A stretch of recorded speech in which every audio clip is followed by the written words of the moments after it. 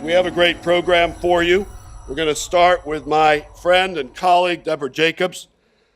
Deborah, as you all know, was the transformative Seattle City Librarian.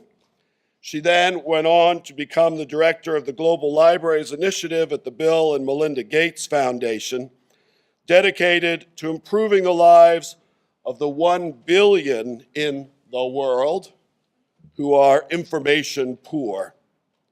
The work of the Gates Foundation's efforts under Deborah's incredible leadership has indeed been transformative. In 1997, less than a quarter of the libraries in the United States were connected to the internet. And by 2004, under her great work and about $250 million of investment, all of our libraries are connected. The next challenge that we all face is the 80 to 100 million Americans who do not have connections at home and therefore cannot take advantage of the content in the libraries that is no longer just held within these walls, but is and should be available to anyone, anytime, anywhere. It's an honor to work with Deborah. It's an honor to serve on this task force with her. Let me turn it over to Deborah Jacobs.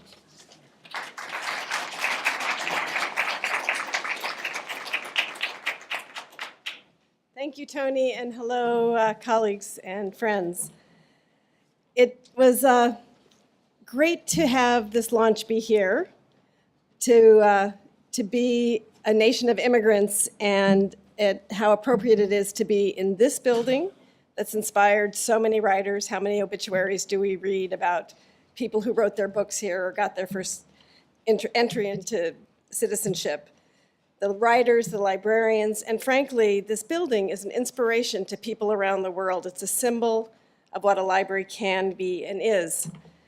And so to be here for the launch of Rising to the Challenge, a report that outlines a new vision for public libraries, is extraordinarily important, because the new vision rests on the old, and that's really what our public libraries are. As a representative of the Bill and Melinda Gates Foundation, and personally as a librarian for more than 40 years, I'm inspired by the vision that this report outlines of how libraries can make our communities even more connected, more engaged, and stronger. The Gates family has long believed that public libraries are the right institution because of their proven ability to improve the lives of people and communities wherever they are. In fact, Bill and Melinda's support for public libraries spans more than 20 years and will soon reach about $1 billion invested in public libraries around the world. And that money goes to not just increase technology and digital resources, but to have trained library staff who know how to connect with their communities and know the importance of what a library can be, and eventually speak up to get the library funding that's needed.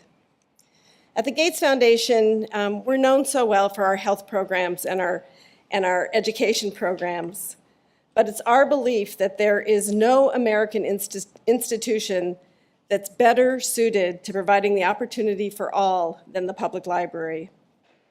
At the Foundation, we work to ensure that the world's more than 320,000 public libraries remain relevant and are recognized and supported by others as being critical community assets and important engines of development.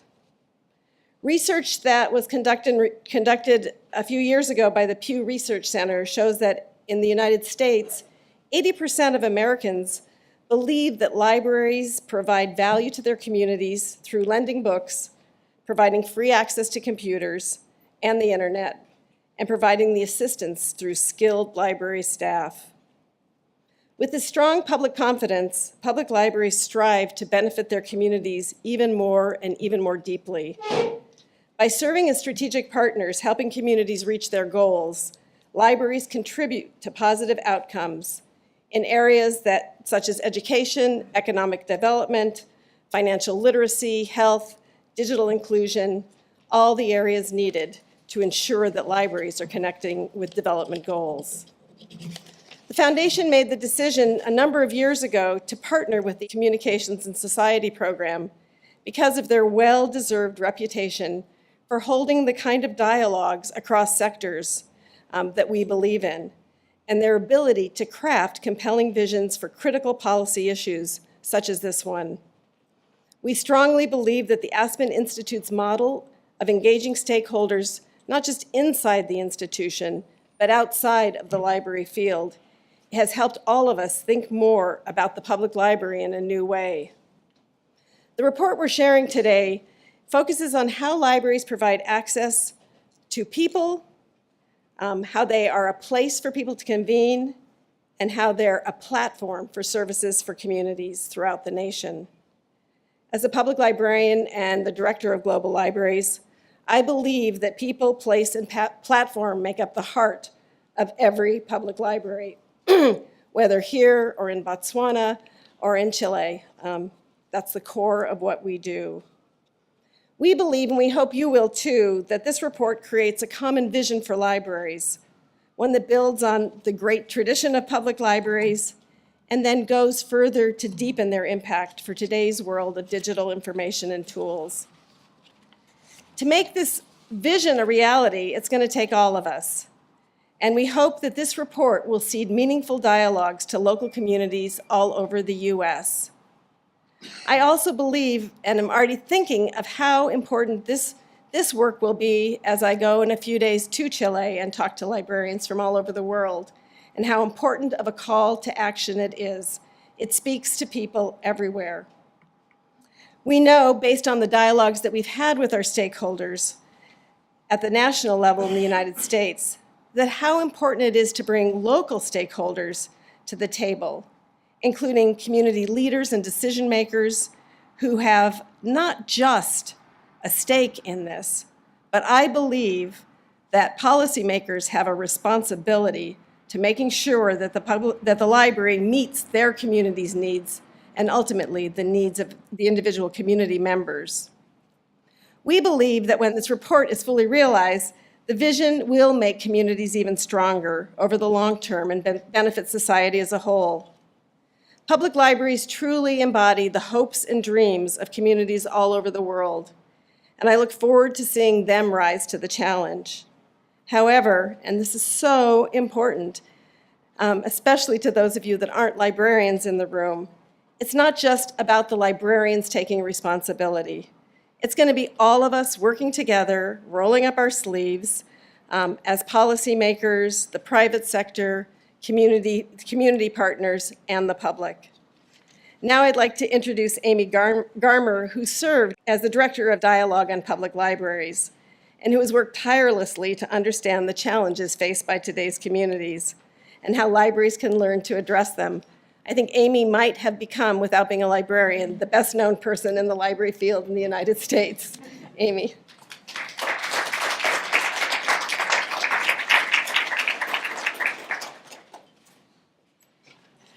Thank you, Deborah, and I want to welcome everybody here today. Thank you so much for coming and sharing in this opportunity for us to share our work over the past year with all of you. In particular, I want to also take a quick opportunity to thank Tony and his team here at the New York Public Library for getting us set up and being such gracious hosts. To Deborah and her team at the Gates Foundation, the Global Libraries Program, for making this project possible in the first place, and the Aspen Institute team, who's worked really hard alongside me, in particular Ian Smalley, who many of you may have contacted in organizing this event, and really appreciate the efforts of all of these people to get to this point. So as you heard Deborah say, the Aspen Institute and the Gates Foundation collaborated in creating the dialogue on public libraries. And what I wanted to do for a few minutes here is give you a sense of an overview of the project and an overview of what's in the report. I hope and I trust that all of you will take at least a copy of the report with you today and read it. I hope that you will turn to the publications page where you'll find our Twitter hashtag, our Facebook account, and various ways that you can engage with us and start a conversation on what's in the report. The project was designed around a 35-member working group. We brought together thought leaders, and various stakeholders from different groups, from business, from libraries, from education, from the nonprofit sector. And we asked this group to convene twice over the past year. Several of those working group members are here today, and I wanted to just quickly ask them to stand so we could recognize them and thank them for their hard work. That's Brett Perkins from Comcast, Norm Jackness, Maureen Sullivan, Susan Hildreth, Mayor Carl Dean from Nashville, Deborah Jacobs, Linda Johnson, Brooklyn Public Library, Charlie Firestone, Aspen Institute, Tony Marx. Thank you all. It wouldn't have been possible without you coming together at our first meeting and moving us forward. So as Deborah mentioned, the dialogue vision is built around three key assets of the public library: the library's people, its place, and its platform. And I wanted to give you a sense of what we mean when we say people, place, and platform. People. The library as people reflects the shift away from building collections to building human capital, relationships, and knowledge networks in the community. People are at the center of the library's mission to inspire and cultivate learning, to advance knowledge, and nurture and strengthen communities. While there are thousands of stories in the public library, the ones that matter most come with the people who walk through the door to use the library. As one librarian said to me, "We like books, but we like people more." Librarians are the other half of the people equation. They're recognized for their expertise and are actively engaged in the community. They connect individuals to a vast array of information and resources, and they serve as neutral conveners to foster civic health. They facilitate learning, and they play a key role in the new education and learning environments for children and adults alike. So the second asset, place. Today's library is both a physical and virtual place, but it continues to be the physical presence of the library that anchors it most firmly in the community. Its physical presence provides a safe and trusted location for the community, an anchor for economic development and neighborhood revitalization, and welcoming, connecting places that help to strengthen community identity in ways that can yield some significant impacts and results for the community. The physical library, as we go forward, will become less about citizens checking out books and more about citizens engaging in the business of making their personal and civic identities. As more information moves to digital formats, public libraries will hold less material locally in their physical collections. Library users will be able to access information digitally wherever it resides through library networks, on computer workstations, and increasingly on personal and shared mobile devices. The reduction in physical materials, greater customer mobility, user mobility, and the desire for more collaboration and creation are changing the nature of the public library's physical space, and we're seeing this across libraries all across the country. And the third key asset, platform. The library is user-centered. It empowers users to determine what it provides and how users make use of those resources. The transformations of the digital age enable individuals and communities to create their own learning and knowledge. People can become participants. To that end, libraries become platforms, spaces on which individuals and communities can create services, data, tools that benefit everyone. They allow for innovation that the platform creators can't really anticipate. Users may customize the library's platform and adapt its resources to their individual needs, whatever those needs may be. So you can think about a great library platform as a third place, a place that can facilitate people working individually or collectively. We think that the dialogue thinks that the library as the community learning platform is the innovative proposition of the public library in the digital age. So the library as platform raises the opportunity to find new efficiencies in public libraries networking in new ways at a larger scale, and networking with one another and other knowledge-creating institutions, organizations, and individuals. With this vision in mind, The dialogue recommends 4 strategies, 4 areas for what we call strategic success to advance progress toward this vision of the public library. Number 1 strategy for success: aligning library services in support of community goals. So public libraries that are effective in aligning their services to support local community priorities will find the greatest opportunities for success in the years ahead.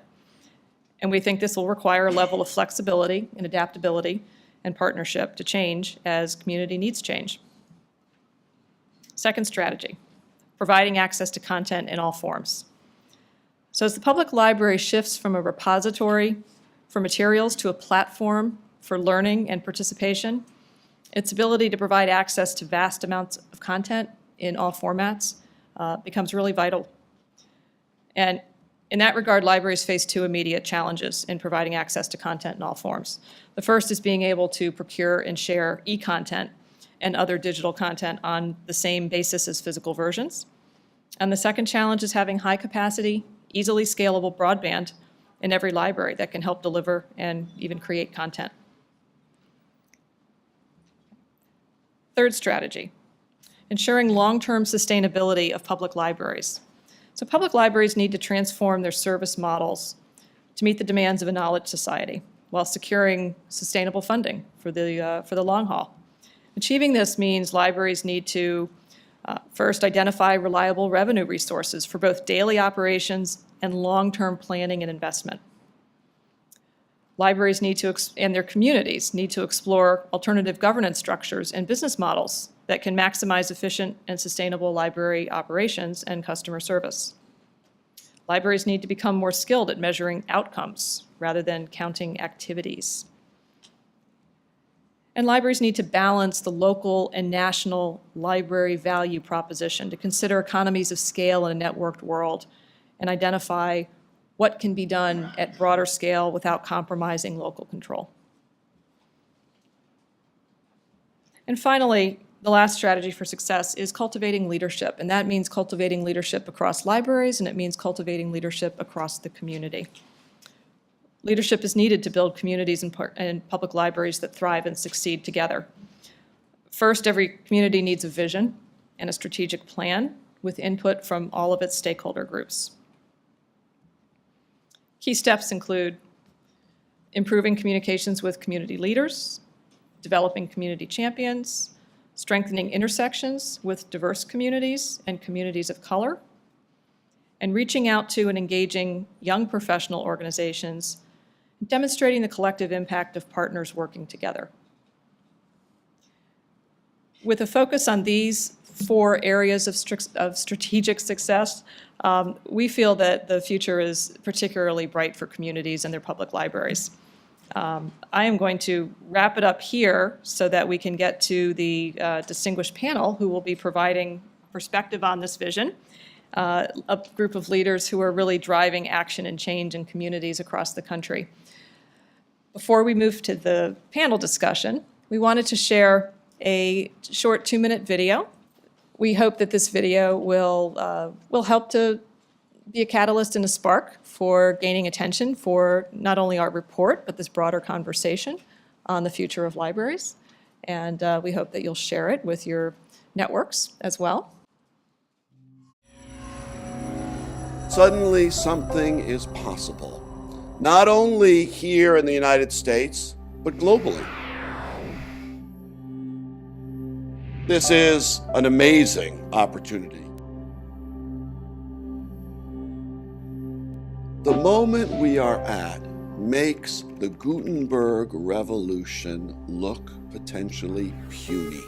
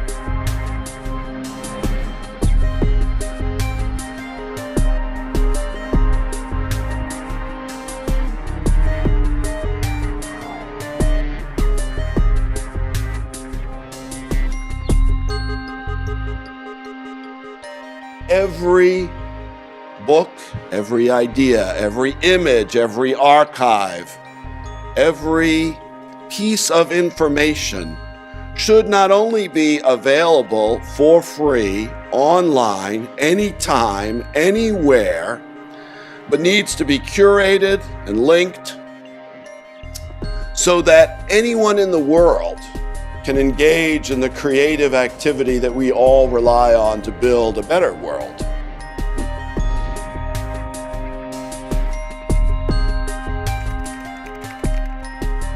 The possibilities of everyone in the world having access and being able to join us in a conversation of rethinking and reimagining, we all have a vision of what is now possible.